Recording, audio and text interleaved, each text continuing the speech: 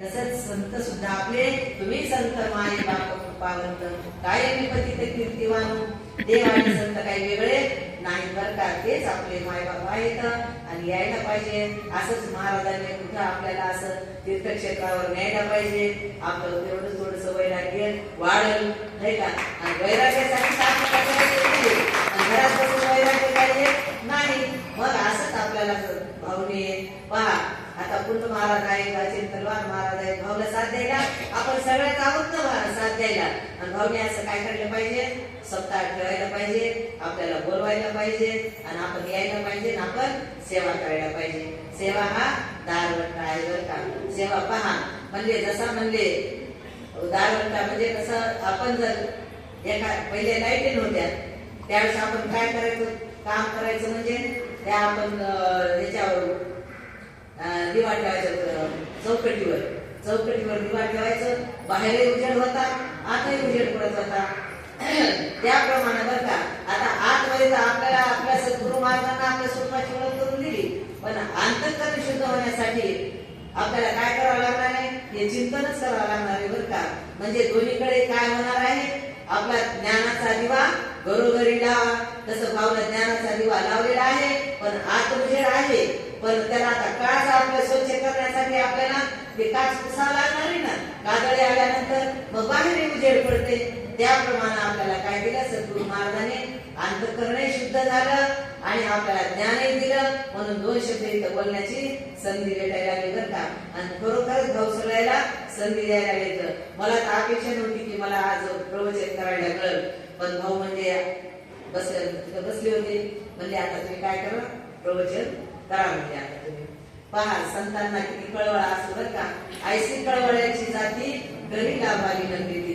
तसं व्यवहारात असते का, म्हणजे झालं आता म्हणले आता काय करायचं, म्हणजे आयर सगळे संपले म्हणले, आता लग्न झालं सगळं झालं, तुम्ही थोडं उशीर आला म्हणले आयर संपले म्हणले. आता मग आपल्या नावाचा आहेर दुसऱ्याला देऊन टाकला. ते म्हणले आताच म्हणजे ती पाहुणी आली तिला देऊन टाकला.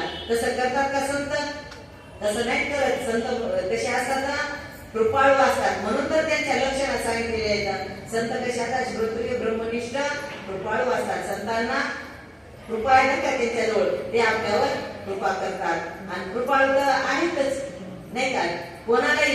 कोणाला येऊ अथवा न येऊ त्यांना ते सेवा देतातच. आता ज्यावेळेस एकादशीचं कीर्तन असते त्यावेळेस नवीन नवीन सगळे जे आपले साधक आहेत त्यांना भाऊ कसं करतात, सांगतात आज तुमची सेवा, आज तुमची सेवा. म्हणजे प्रत्येक एकादशीला सर्वांना सेवा असते. आणि इथं आता मंदिर गच्च भरायला एकादशीलाही खूप आनंद वाटायलाय. सर्वांनी यावं, आपलं गुरुची आपल्या सद्गुरूची सेवा करायला पाहिजे. आणि बंडू खूप तळमळ असतं का, सगळेजण या नाही का. आणि त्यांचा सुद्धा आता भाऊच्या ठिकाणी आता गुरु भाऊ तेच आहे, सद्गुरु तेच आहे, आपले भाऊच आहेत बरं का. त्याच्यामुळं आणि पहा ज्यावेळेस भाऊ गेले होते त्यावेळेस हे देह ठेवला भाऊनं आणि नंतर भाऊला बसवायचं होतं भाऊच्या जागेवर सिंहासनावर. त्यावेळेस मग आपले अच्युत महाराज आलेले होते, आपले खासदार साहेब आलेले होते. आणि त्यावेळेस कोरोना होता, त्यावेळेस 10-12 महिला होत्या, 2-4 पुरुष होते, असं साधक लोक होते. आणि त्याच्यात मग बंडू महाराजाला बसवलं. त्यावेळेस अच्युत महाराज म्हणले आता तुम्ही असं समजू नका की हे बंडू आहे म्हणून. हे बंडू महाराज आहे तुमचे गुरु भाऊ, पण तेच आहेत आणि बालासाहेब महाराज तेच आहेत. आणि तुम्ही त्यांच्या बहिणी आहात. बहिणी तर आहातच आहात, पण तुम्ही साधकही आहात. तुम्ही त्यांची सेवाही करायची, तुम्ही त्यांना सहकार्य करायचं. सुखदुःखात ते तुमच्या सामील होणार, तुम्ही त्यांच्या सुखदुःखात सामील व्हा. असं खूप आपल्याला सांगितलं. असं डोळ्यातून असं डोळे भरून येतात बरं का. सांगते वेळेस असं वाटते काय काय सांगावं, किती सांगावं, सद्गुरूचं काय सांगावं म्हणजे वर्णन नाही का. म्हणजे जे पृथ्वीचं म्हणजे कागद केला आणि आकाशात पहा म्हणजे समुद्राच्या पाण्याची शाई केली नाही का. जेवढे पृथ्वीवर झाड आहेत तेवढ्याची लेखन करा म्हणजे तुम्ही, आणि तुम्ही लिहित बसा म्हणजे ते वर्णन संपणार नाही. पाणी आटून जाईल, धरणी संपून जाईल आणि झाडही संपून जाते, पण सद्गुरूचं मात्र जे काय आहे आपल्याजवळ दिलेलं ज्ञान ते जर आपण लिहित बसलं आणि सर पहा आपल्याला काय केलं. सद्गुरू हा ज्ञानाचा सागर आहे. सद्गुरू माझा ज्ञानाचा सागर, सद्गुरू माझा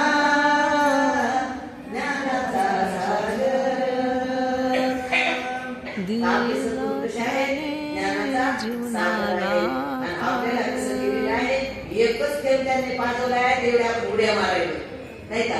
आणि सागर जर भरून दिला असता तर किती उड्या मारल्या असत्या नाही का. सागराचं पाणी कधी संपले का, संपत नाही का. तसं सद्गुरूचं ज्ञान संपत नाही का. तसं परभणी गावी अवतरला, परभणी गावी अवतरला, आत्मा संताचा शेतू ज्ञानाचा, बांधिला शेतू ज्ञानाचा. परभणी गावी अवतरला, परभणी गावी अवतरला, आत्मा संताचा शेतू ज्ञानाचा, बांधिला शेतू ज्ञानाचा. आपल्याला काय केलं, हे ज्ञान दिलं ना, हे खरं बया, ज्ञान हे काय अनुभवलं ताप का? झाला कोणी हे बा. ज्ञान देत नाही.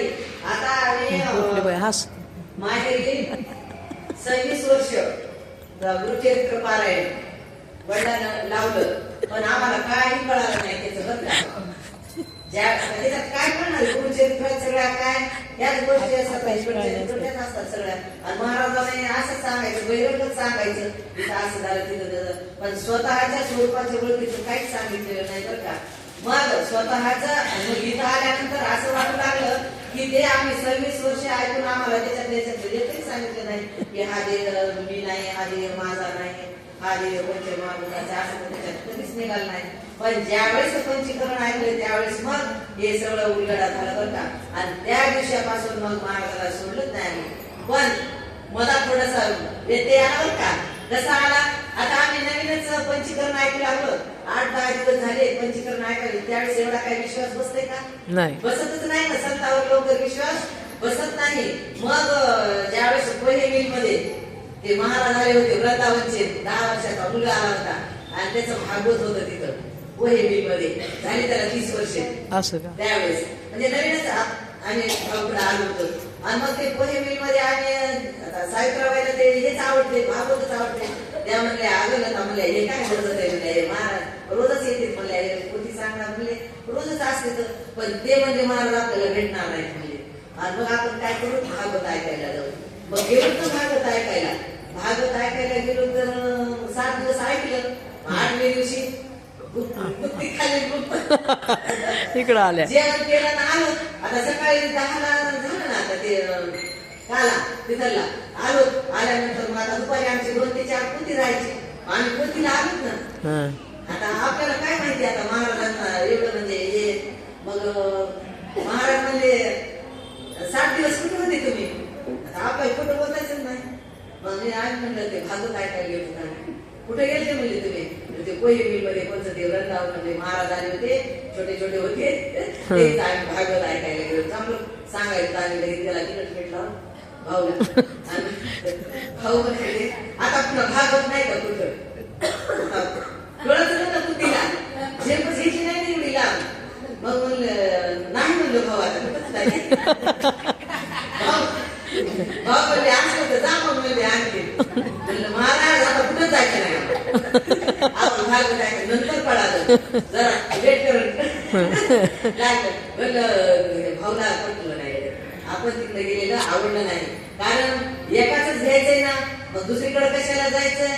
त्याच्यामुळे मग गेलं. तेव्हापासून महाराजाला म्हणलं महाराज आता आम्ही कुठं जाणार नाही, आम्ही भागवत ऐकणार नाही, आम्ही कोणत्याच पोथी ऐकणार नाही, आम्हाला हेच ऐकायचं, आम्हाला हेच आवडलं. असं म्हणल्यानंतर मग भाऊ हसले. हसल्यानंतर मग मुंडे महाराज सांगू लागले भागवत नाही का. मग म्हणजे आता ते आपलं भागवत आहे. आम्ही जायला गेली बरं का. म्हणजे नाही म्हणले ते आपलं भागवत आहे, म्हणजे आपल्या भागवताला जायला पाहिजे. परवानगी दिल्याशिवाय आम्ही मुंडे महाराजाचं सुद्धा भागवत ऐकलं नाही बरं का. तसं म्हणजे आपुला तो एक देव करून घ्यावा ते निमित्त जीवा सुख नव्हे येते माईक दुःखाची जनती नाही आधी अवसान.